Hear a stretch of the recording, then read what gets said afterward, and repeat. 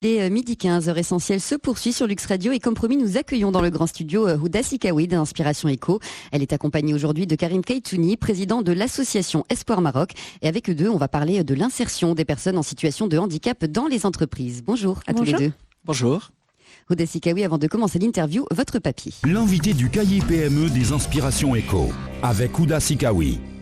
Les personnes en situation de handicap représentent, selon les dernières statistiques nationales disponibles, près de 5,12% de la population, soit l'équivalent de 1,53 million de personnes.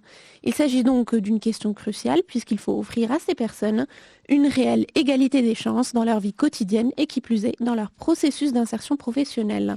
Le label RSE, instauré il y a quelques années au Maroc, est une belle occasion pour les entreprises à saisir pour assurer un droit à tous d'intégrer le marché du travail en respectant le sacro-saint principe d'égalité des chances. Dans un monde idyllique, nous bénéficions tous de ce principe d'égalité, mais dans la réalité, les faits sont autres. Et c'est pourquoi nous accueillons aujourd'hui Karim Kaytouni, qui est président de l'association Espoir Maroc et qui nous fait un peu un état des lieux de la question au Maroc. Bonjour Karim Kaytouni. Bonjour.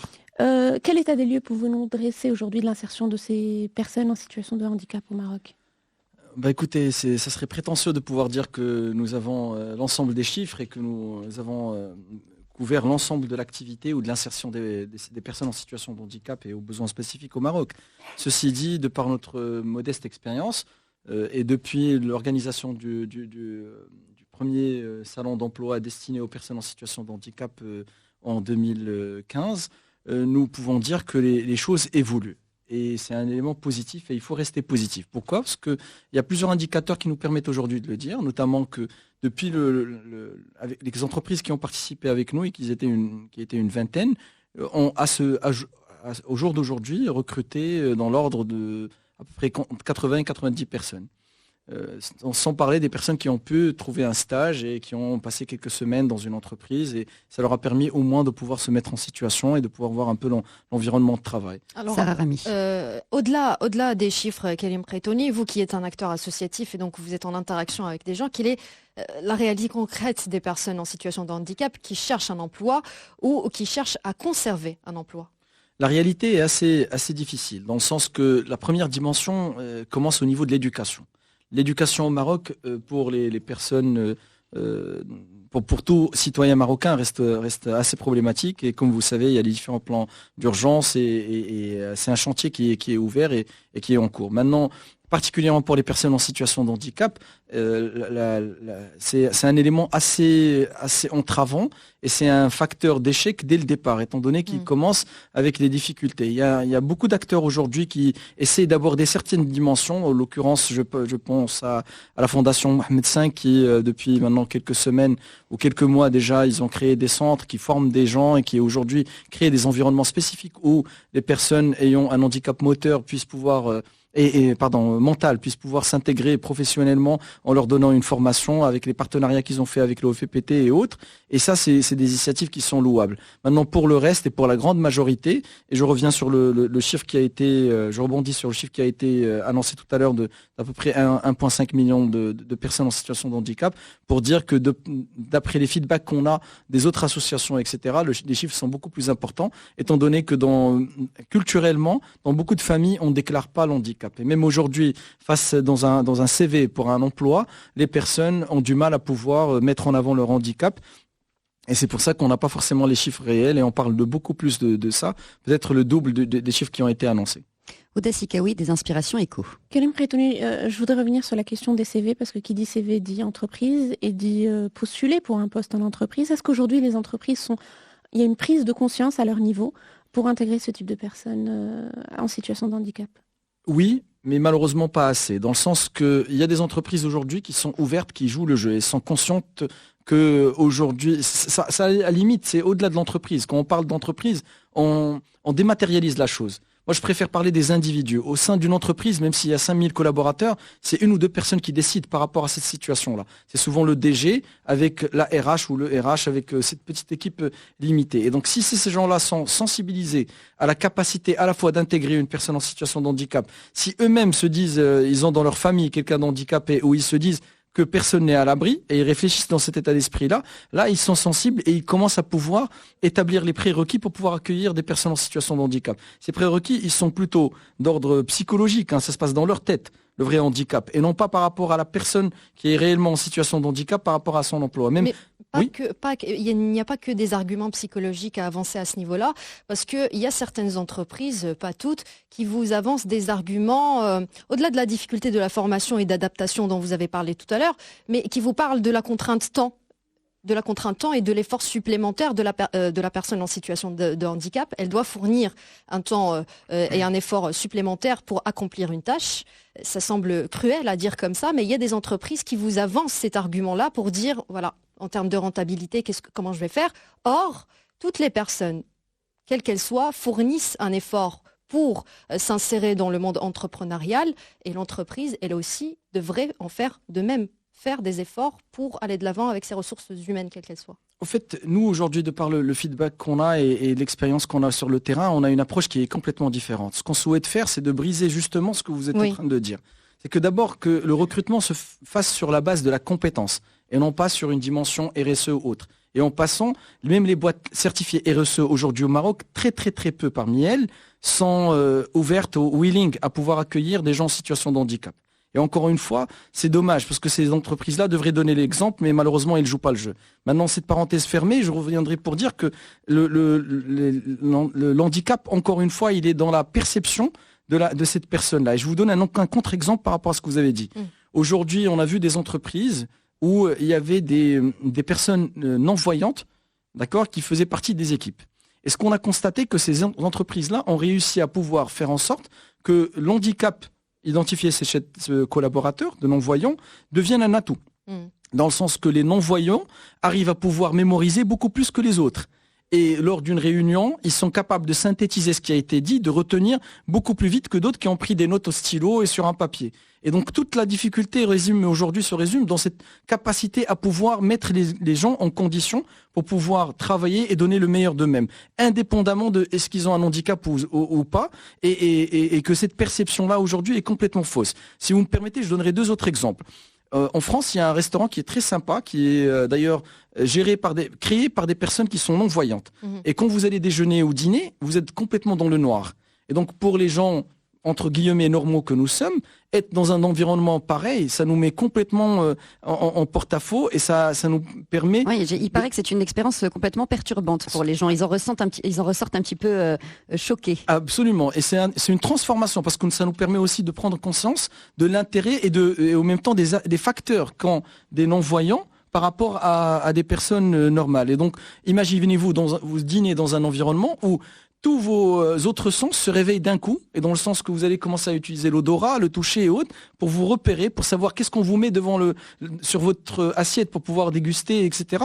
Et à partir de là, ça vous permet aussi de prendre conscience une fois qu'on est handicapé d'une dimension ou d'un atout, on arrive facilement le corps à développer et à s'adapter avec son cerveau pour pouvoir développer autre chose. Et donc à partir de là, franchement, l'handicap tel qu'il est perçu, et même par rapport à l'accès physique, il y a des entreprises qui vous disent aujourd'hui, non, on peut pas accueillir une personne qui est en fauteuil roulant parce qu'on n'a pas l'ascenseur ou autre chose. Voilà, c'est franchement des arguments qui sont faux, sachant que même à travers l'action qu'on a menée depuis maintenant quelques mois avec le gouvernement, il y a une volonté réelle de pouvoir faire avancer les choses et faire bouger les barrières. L'entraide nationale est sur le chemin de pouvoir supporter toute adaptation de poste pour les personnes en situation de handicap afin de leur permettre d'avoir la même égalité de chance et d'avoir accès à l'emploi, pareil que tout autre citoyen. C'est un droit constitutionnel, il ne faut pas l'oublier.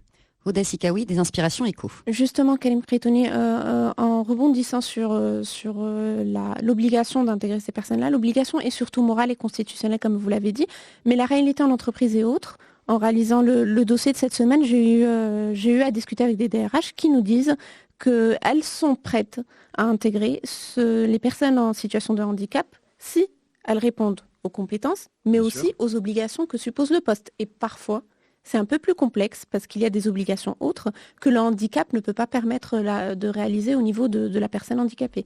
Comment un peu jongler face à cette problématique? Écoutez, je vous rejoins parfaitement et je rejoins les DRH quand ils disent qu'aujourd'hui l'approche elle est basée sur la compétence et non pas une approche sociale où on va leur faire plaisir ou utiliser le fameux terme de mskin, on va l'aider. Voilà. C'est franchement pas l'approche.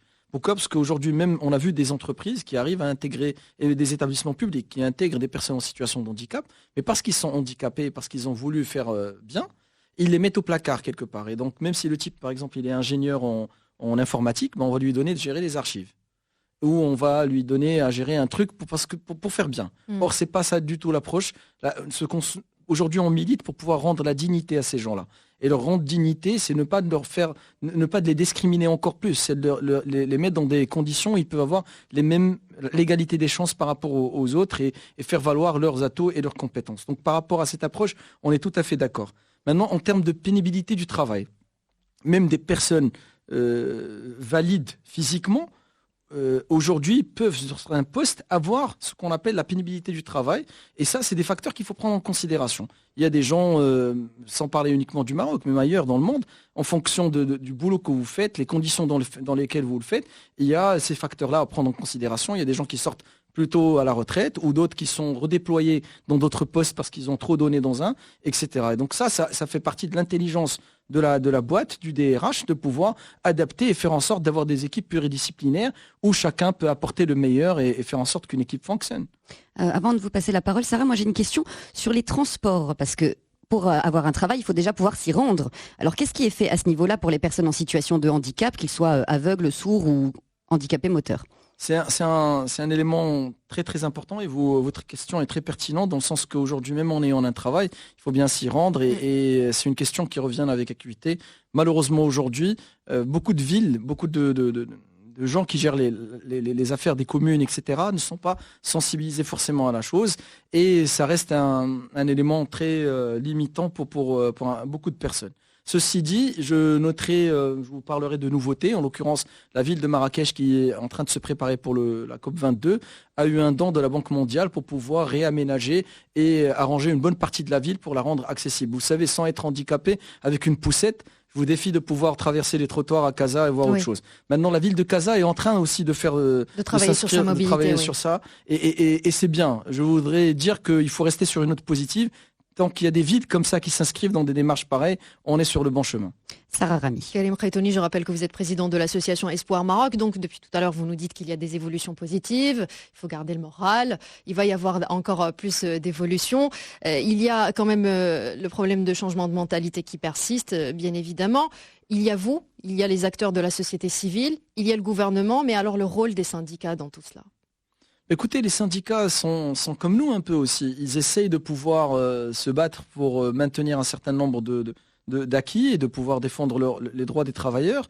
Et je pense franchement, j'ai pas d'idée particulière sur ce qu'ils font, mais l'écho et les informations que j'ai, ils défendent eux les droits des travailleurs. Donc à partir du moment que l'handicapé devient travailleur, il devient syndicat, il a tous les droits comme n'importe quel autre collaborateur.